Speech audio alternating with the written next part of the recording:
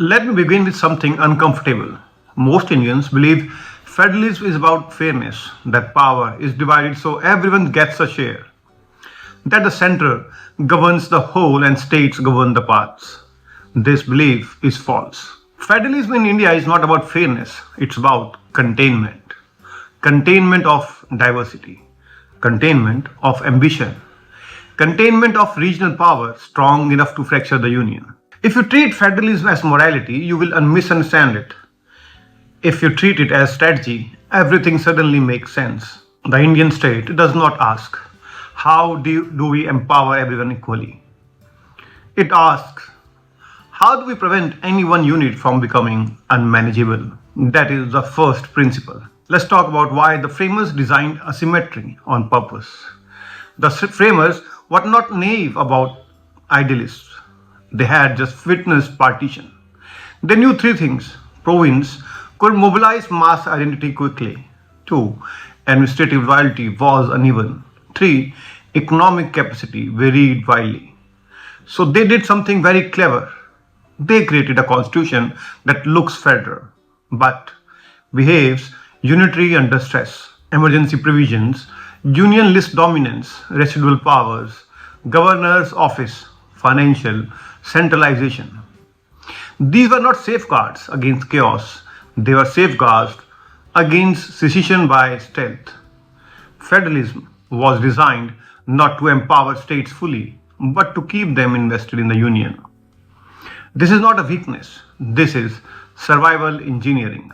Let's talk about the first provocation. Here is the first thought that should disturb you.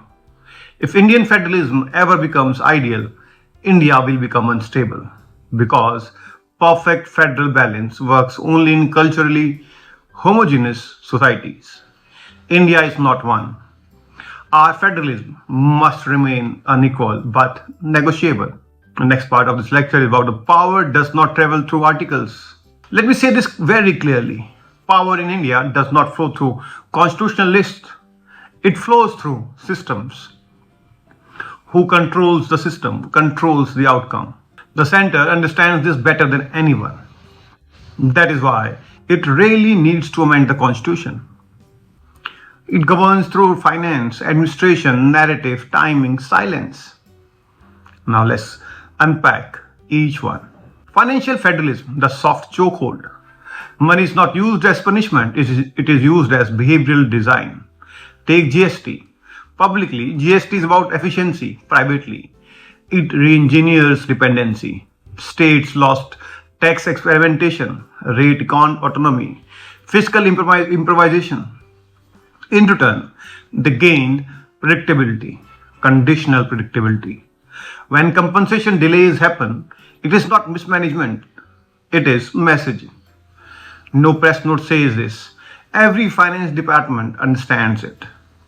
This is how modern control works.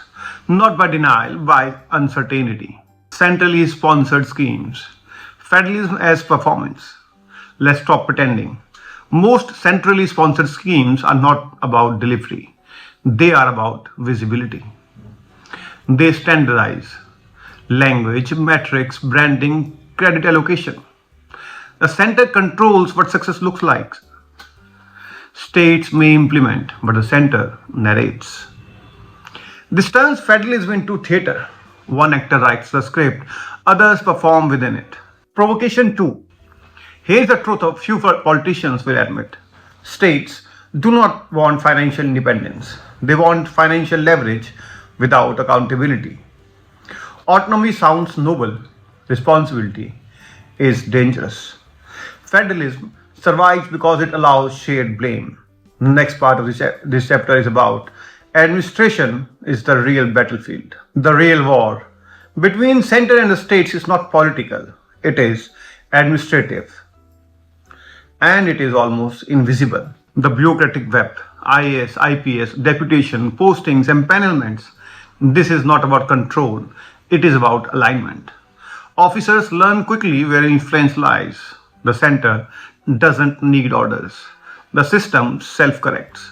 States that cooperate find smoother flow. States that resist experience friction, not retaliation, friction. This is how power avoids scandal. Delay as resistance. States rarely confront the center directly, they delay. Delay does four things. First, shifts political cost. 2.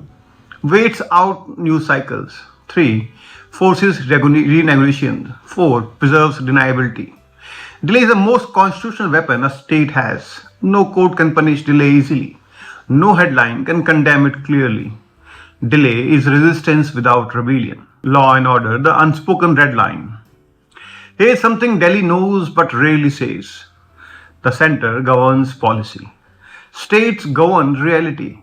Police, district magistrates, local intelligence. If a policy collapses on the ground, its legality becomes irrelevant.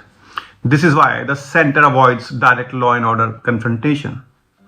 It knows this is where federalism turns dangerous. Next part of the chapter is about identity, narrative, and the limits of central power. Identity is where federalism stops being rational.